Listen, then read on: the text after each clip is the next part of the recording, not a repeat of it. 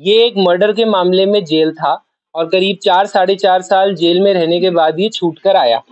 छूट कर आने के बाद इसने थोड़ी-सी अपनी गतिविधियों क्रिमिनल गतिविधियों को बढ़ाया और फिर जो शहर के एक व्यापारी हैं उनको फिरौती के पैसे माँगकर धमकी दी।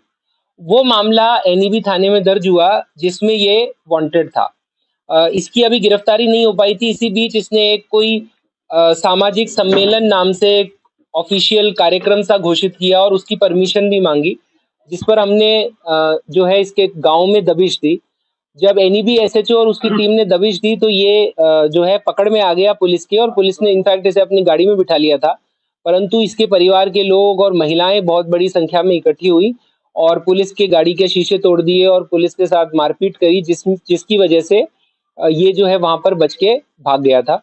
इसके बाद इसके और इसके परिवार के सदस्यों पे मुकदमा दर्ज हुआ। करीब 12 सदस्य इसके परिवार के गिरफ्तार हुए और उसके बाद से अभी वो फरार ही चल रहे हैं। कोई और गिरफ्तारी नहीं हो पाई और ये अलग से फरार था। तो हमारी प्रायोरिटी थी कि इसको अरेस्ट किया जाए। तो उसके लिए जो एसएचओ एमआईए है विजेंदर, इनके नेतृत्व में हमने टीम बनाई थी।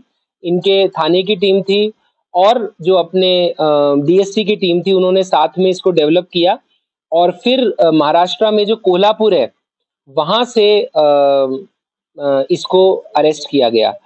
तो बेसिकली ये जब जेल में था तब वहां पर इसके कोई व्यक्ति टच में आया था जो क्रिमिनल, जिन्होंने बताया कि भाई हमारा महाराष्ट्र में भी कनेक्शन है और आपको कभी फरारी काटनी हो कोई काम हो तो आप हमें बताना, इस टाइप से। तो ये यहाँ से जब भागा तो पहले बताते हैं ये वाया अलीगढ़ फिर ट्रेन ट्रेन पकड़ता हुआ इंदौर और इस तरह से होते हुए ये कोल्हापुर पहुंचा और वहां पर फिर इसने जो एक छोटा सा ये हॉस्टल लॉज टाइप होता है वहां पर एक कमरा लिया और वहां पर ही एक लोकल ढाबा टाइप है उसमें इसने चाय पिलाना बर्तन धोने टाइप का काम किया और खुद का नाम बदल के इसने बना लिया राहुल।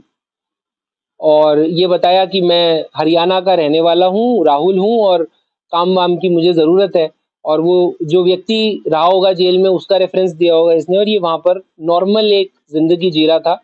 इसने अपने पास कोई फ़ोन, इसके पास से कोई फ़ोन या कोई इस तरह का डिजिटल डिवाइस, इलेक्ट्रॉनिक डिवाइस नहीं मिला है। ये उसने उससे बिल्कुल दूरी बनाए रखी। ना ही ये इसने कोई बैंक अकाउंट ऑपरेट किए। जो ये काम करके इसको कैश में पेमेंट मिलता था उसी से ये अपना खर्चा पानी चला रहा था।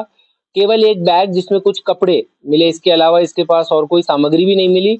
और जो लॉज में अन्य लड़के रहते थे या दूसरे लोग रहते थे उनको इसने यही बताया कि हरियाणा से हूँ, काम की तलाश में आया हूँ, इस प्रकार से। तो हमारी जो टीम है इसने आसूचना संकलन वहीं से की, जेल से ही, और उधर से ही हमें क्लू मिलते चले गए और फिर कुछ इसके बस ट्रेन में बैठने के सीसीटीवी फुटेज वगैरह मिले। उसके आधार पे इन्होंने डेवलप करते करते वहां तक पहुंचे। फिर विजेंदर और उनकी टीम करीब 4 दिन इन्होंने वहीं पे कैंप किया। कोल्हापुर काफी बड़ा है, वहां पे जो एग्जैक्ट लोकेशन थी, फिर एग्जैक्ट लोकेशन में इन्होंने रेकी वेकी की, इधर उधर घूमे। तब इनको वो पिन पॉइंट श्योरिटी हुई कि वो यहाँ रहता है और यहाँ काम करता है।